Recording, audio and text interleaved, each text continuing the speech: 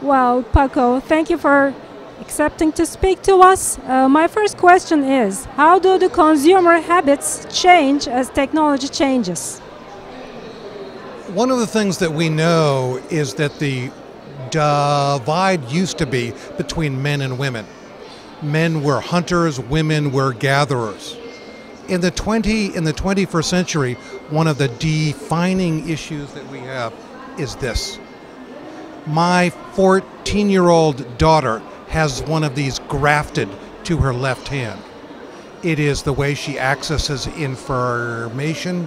It's the way she processes her social world. This is changing how all of us shop. And while my relationship to this is different, a future generation's relationship to this is profound.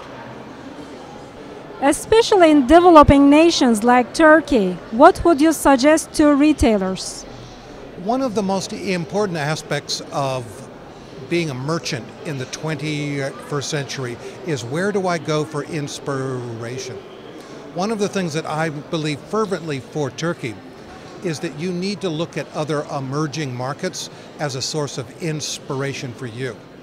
Albeit that Turks have been at the crossroads of global commerce for more than 5,000 years.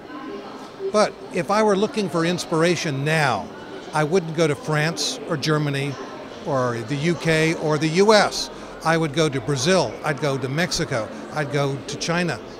All places where money is young.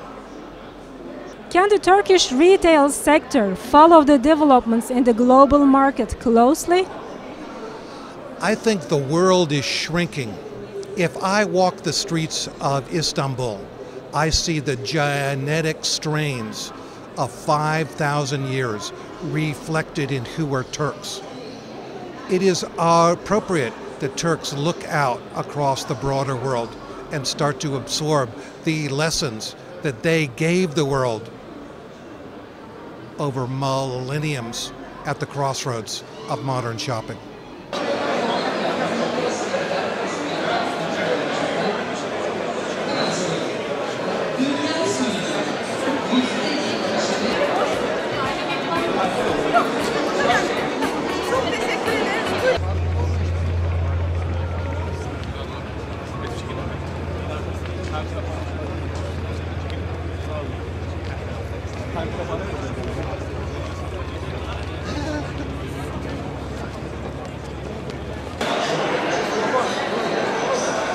Thank you for accepting to speak to us, Leonard.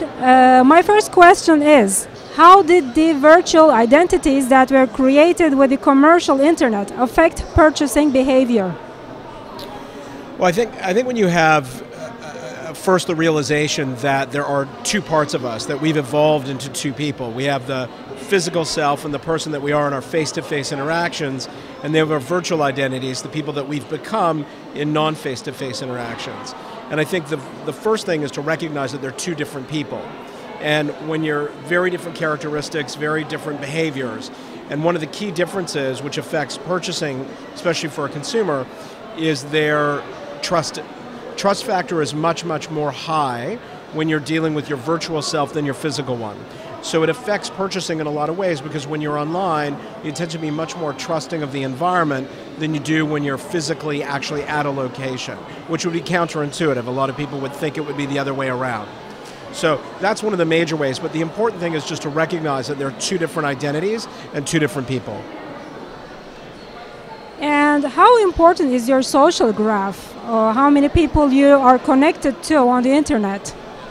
Well, what we know now is that the size of your social graph, meaning the people you're connected to in Facebook, LinkedIn, Foursquare, Snapchat, those kind of environments, the greater the size of that community, typically the greater your reach. So we don't know yet whether the quality of that community is as important as the actual quantity of it.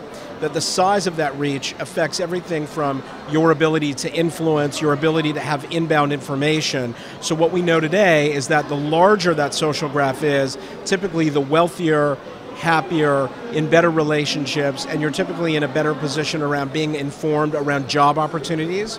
So the larger that social graph, the better. The reason is because it's a filter. So you're dealing with a filter that the larger the size and the correlation in that filter, the better the information you're getting.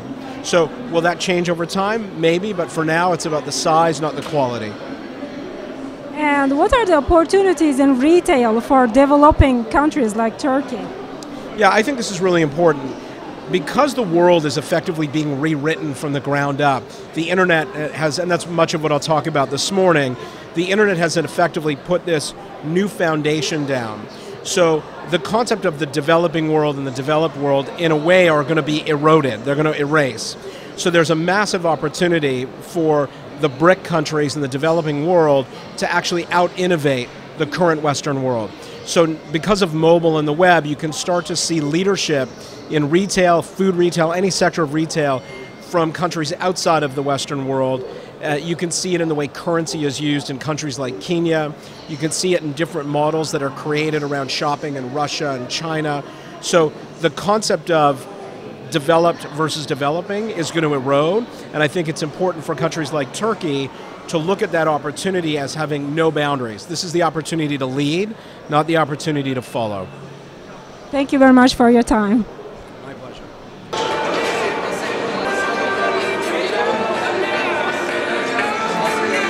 Thank you for taking the time to speak to us. Our first question is, how is technology being integrated into the business world? So increasingly we are seeing technology integrated both internally within the organization, but also externally. So as it pertains to more consumer-facing technologies, we're seeing things such as point of sale being revolutionized, also the 360 customer experience with how they interact with the product. Also the rise of online and e-commerce is also driving a lot of sales strategies. But as I said, internally, we also see technology, especially big data capture, being used inside the organization to understand not only the employee base, but how the information could really inform their sales strategies, marketing strategies, as we go into the future. And what do companies do to differentiate themselves in the market? So, similar to the last answer, there are 2 or 3 ways that I think are most important. So the first is that companies need to be very smart and very selective about which technologies they invest in. We just spoke a little bit about that a few minutes ago, and it's the idea that if there are 12 or 15 or 20 disruptive technologies, most companies aren't large enough to be able to invest in all of them. So you have to have a staff that can do ongoing technology assessment and be able to prioritize the 2 or 3 that you have the best opportunity to really win, to have a competitive advantage on. And then I would say something that we did not talk about in our presentation today, but which we generally talk to most of our clients about, is that the future is going to be all about optimizing time. It's how do you build technology that's going to actually increase the amount of time that your customer has, what we call time optimization. So ultimately what you're trying to do with these technologies is create efficiencies for people. So that's really, really important. And I think ultimately that if you think intelligently about your investments and you think about how you're going to optimize time for your customer and you stay in your lane and really just build a couple of those technologies, you're going to be very successful in the future. Okay, and my last question, what do you suggest to Turkish retailers? The first thing I would suggest is to really understand your consumer. Turkey is poised for such tremendous growth in the future, and one reason for that is demographics. The youth population of Turkey is going to explode in coming decades, so appropriately and effectively catering to that generation. Globally, they're called Gen Z. They're those coming up behind the current day millennials. So really understanding how they buy, what they want to buy, how they interface with technology, how integrated they are with technology, is going to inform so much of future strategies for retailers. And also, what's interesting is it's not just that Turkey's getting younger, the population is growing. It's really one of the only exceptions, if not the real only true exception in continental Europe, of a country who's going to have a growing younger population in the future. And so we think about the tremendous opportunities that Turkish retailers have. You think about the fact that Turkey sits at the crossroads of the world. and that Turkey is in a very unique position where tradition and heritage is coming up against modernity and technology. I think you're going to see Turkish retailers in many cases be looked at by the rest of the world as true innovators. So we like coming to Turkey and doing events like this because we find it very exciting right now. It's a very exciting time to be here. So I hope that retailers, if we come back in 10 years, are starting to invest in some of the technologies we talked about today. Okay, thank you for your time.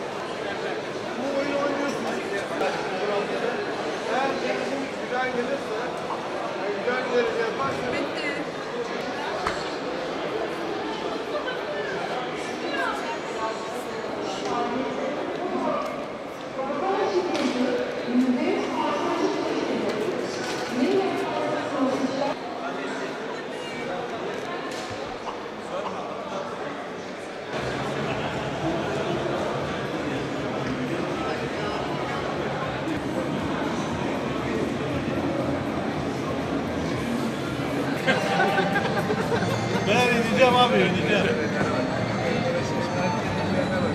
Birazdan bitiyor. Evet, problem yok. Şimdi inmeye başlıyor.